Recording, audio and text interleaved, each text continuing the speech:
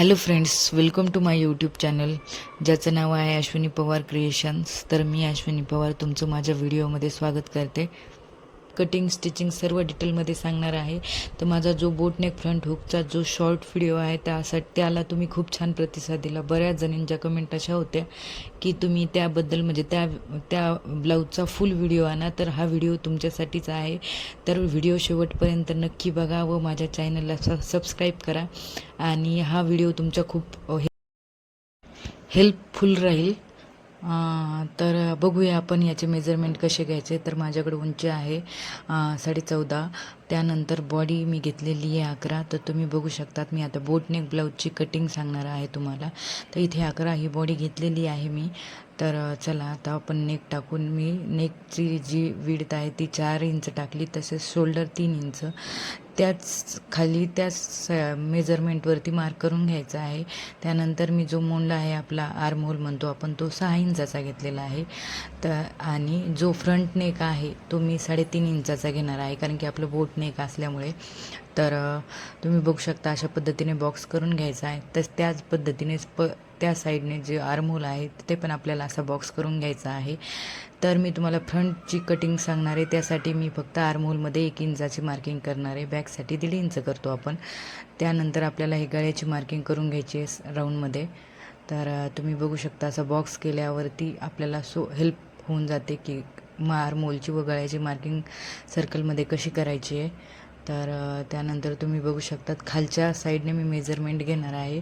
तर खाली मी 4 इंचाने हुकपट्टीकडनं मेजरमेंट घेतलं. तसेच समोर 1 इंच मार्किंग करून घेतलेली आहे. व आपला प्रिन्सेस कटचा जो टक्स असतो तो मी 3.5 इंचावरती मार्क करणार आहे.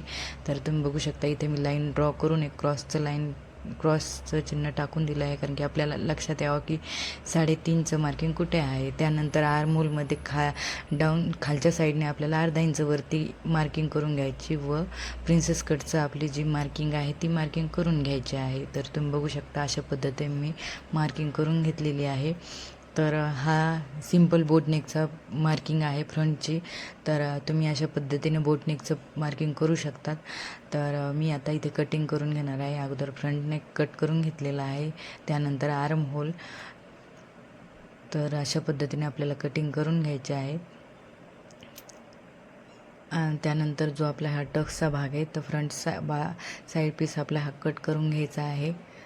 आणि जो वेस्टेज पार्ट आहे जो टक्सचा तो आपल्याला कट करून साईडला काढून टाकायचा आहे. तर तुम्ही बघू शकता अशा पद्धतीने मी कटिंग करून घेतलेली आहे. तर आपल्याला असे 2 पार्ट भेटतात, साईड पीस व फ्रंटचं तो पॅनल तो वाले 2 पीस भेटतात कटिंग झाल्यावरती. तर ही अस्तरची कटिंग झालेली आहे. त्याच पद्धतीने आपल्याला मेन फॅब्रिक जो आहे ब्लाऊज पीस त्यावरती कटिंग करायची. सेम जसं आहे तसं ठेवून आता अर्धा इंच एक्स्ट्रा घ्यायचा आहे स्टिचिंगसाठी. तर तुम्ही बघू शकता अशा पद्धतीने मी कटिंग करून घेतलेली आहे 3 पार्टची. त्यानंतर मी आता स्टिच करणार आहे. जे कोणी नवीन असेल त्यांनी हा बॉल पिना यूज केल्यावरती आपली फिनिशिंग वगैरे व्यवस्थित येते. तर कशा अटॅच करायच्या मी तुम्हाला सांगते की असं पिनअप करून ठेवायचं, जेणेकरून आपल्या गळ्याची जी नेक लाईन आहे ती आजूबाजूला जात नाही. तर पिन्स लावल्यानंतर मी स्टिचिंग केली आहे. तर माझा व्हिडिओ शूट झाला नाही त्यामुळे सॉरी. डायरेक्ट मी आता कट्स मारणार आहे गळ्याला. तर तुम्ही बघू शकता अशा पद्धतीने.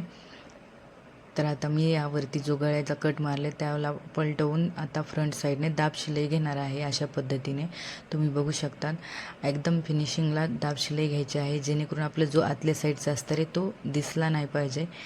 अशा पद्धतीने आपल्याला स्टिचिंग करून घ्यायची आहे.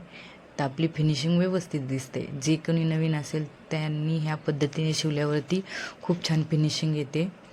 तर तुम्ही बघू शकता आता जो राहिलेला पार्ट आहे तो स्टिच करून घ्यायचा, आणि जो एक्स्ट्राचा फॅब्रिक आहे तुम्ही बघू शकता एंडिंगपर्यंत स्टिच करणार आहे. तर अशा पद्धतीने स्टिच झाल्यानंतर एक्स्ट्राचा फॅब्रिक मी कट करून घेणार आहे. तसंच साईड पीसचं पण आपल्याला स्टिच करून घ्यायचं आहे. तर मी एक पार्ट्स दाखवते तुम्हाला स्टिच करून. तर अशा पद्धतीने आपल्याला हा स्टिच करून घ्यायचा आहे.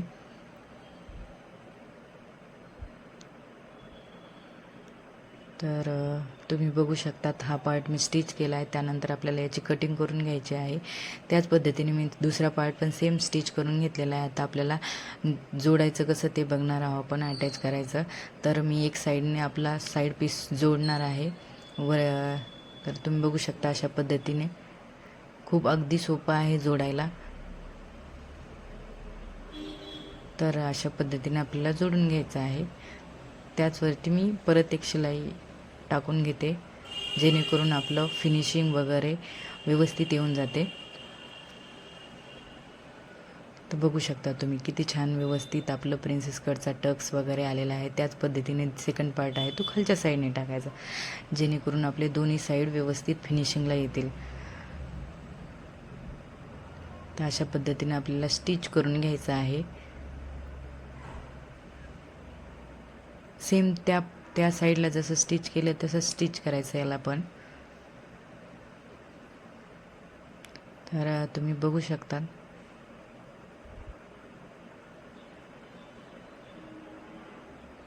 आता स्टिच झालेलं आहे. आता आपल्याला साईडला आपल्याला दोन 1 इंचाची आपल्याला डबल फोल्ड पट्टी घ्यायची, की 2 इंचाची असेल. डबल फोल्ड करून घेतलेली आहे मी, ती 1 इंचाची झाली. खालच्या साईडने आपल्याला तिला अटॅच करून घ्यायचं आहे, जेणेकरून आपण जसं क्रॉस पट्टी जोडतो दोरे वगैरे निघू नये म्हणून, त्यासाठी ती पट्टी अटॅच करायची. मग तिला फोल्ड करून घेऊन एक दाब शिलाई देऊन घ्यायची आपल्याला अशा पद्धतीने, जेणेकरून आपली जी साईड खालची जी बाजू असते ती फिनिशिंगला अत्यंत सुंदर दिसते. तर तुम्ही बघू शकता की अशा पद्धतीने मी दाब शिलाई पूर्ण घेऊन टाकत आहे.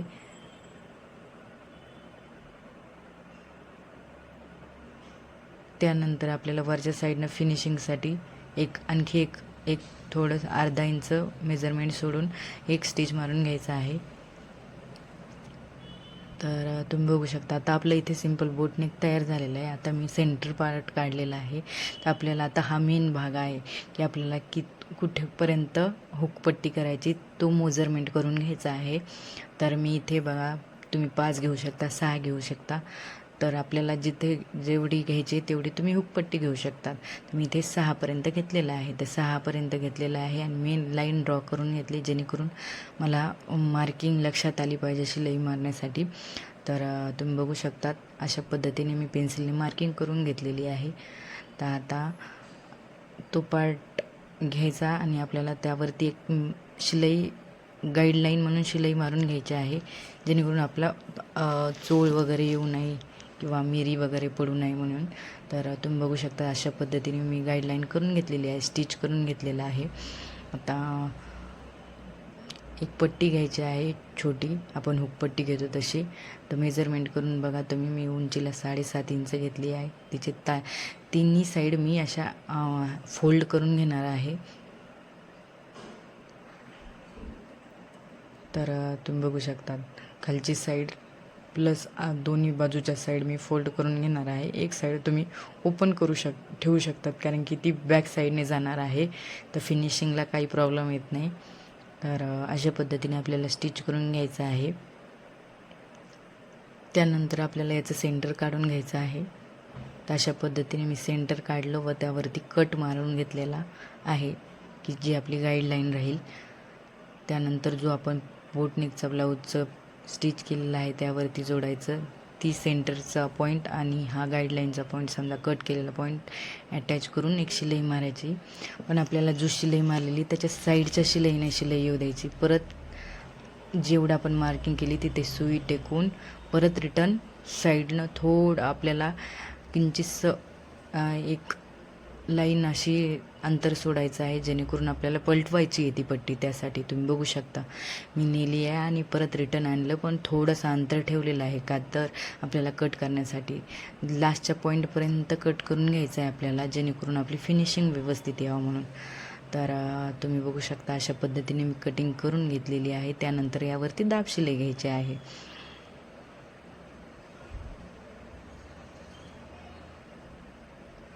तर अशी दाब शिलाई घेतली आहे मी. सेम त्याच पद्धतीने अस्तर दिसू द्यायचं नाही आहे वरती. मग आपण जो आपला पॉईंट आहे लास्टचा टोक, तिथे जाऊन तिथे गेल्यावरती सुई ठेवून द्यायची आपल्याला. सुई थांबवल्याने आपली फिनिशिंग व्यवस्थित येते. तर प्रत्येक पॉईंटला आपल्याला सुई ठेवायचीच आहे. त्यानंतर मी रिटर्न दुसरी साईडला दाबशिलाई घेत आलेली आहे. तर तुम्ही बघू शकता फिनिशिंग अत्यंत छान आलेली आहे. तर अशा पद्धतीने स्टिच करायचं. त्यानंतर आपल्याला एक पट्टी घेऊन तुरपाई करून घ्यायची आहे. तर तुम्ही बघू शकता अशा पद्धतीने मी सर्व ब्लाऊज स्टिच करून घेतलेला आहे. प्लस हुक्स पण लावून घेतलेले आहे आणि आहे घर पण बनवलेलं आहे. तर ही जी पट्टी आहे ती माझा म्हणजे ज्यावेळेस जोडताना व्हिडिओ शूट करायचा विसरून गेले मी, म्हणजे व्हिडिओ शूटच झाला नाही त्याबद्दल सॉरी. तर ही पट्टी आपल्याला 3 इंचाची घ्यायची आहे. आता नंतर डबल फोल्ड होऊन ती 1.5 इंचाची होते. त्यानंतर अशा पद्धतीने क्रॉसमध्ये जोडून घ्यायची आहे, स्टिच करून घ्यायचा आहे. तसंच प्लस वरचा जो पॉईंट आहे तो त्याला अटॅच करून घेतला तर फिनिशिंग व्यवस्थित येते. आणि ही पट्टी का बरं असते, कारण की आपण ज्यावेळेस हुक लावतो त्यानंतर त्या दोन्हीमध्ये खूप गॅप पडतो. त्यासाठी ते गॅप न दिसावं नाही म्हणून ती पट्टी असते. त्यामुळे ती पट्टी अशा क्रॉसमध्ये अटॅच करून घ्यायची जेणेकरून फिनिशिंग छान येते. तर तुम्ही बघू शकता अशा पद्धतीने व्यवस्थित दिसून जातं ते. तर तुम्हाला हा जर व्हिडिओ आवडला असेल तर माझ्या चॅनलला सबस्क्राईब करा. अशा नवीन नवीन टिप्स पाहिजे असेल तर नक्की कमेंट करा की तुम्हाला, जेणेकरून मी नवीन नवीन व्हिडिओ घेऊन येईल. आणि माझ्या चॅनलला नक्की सबस्क्राईब करा. आणि जर तुम्हाला आयघर कसे बनवायचे त्याचा व्हिडिओ पाहिजे असेल तर तुम्ही कमेंट करू शकता की आयघर कसे बनवायचे त्याचा पण फुल व्हिडिओ टाका. तर व्हिडिओ शेवटपर्यंत बघितल्याबद्दल थँक्यू. आणि माझ्या चॅनलला आवर्जून सबस्क्राईब करा.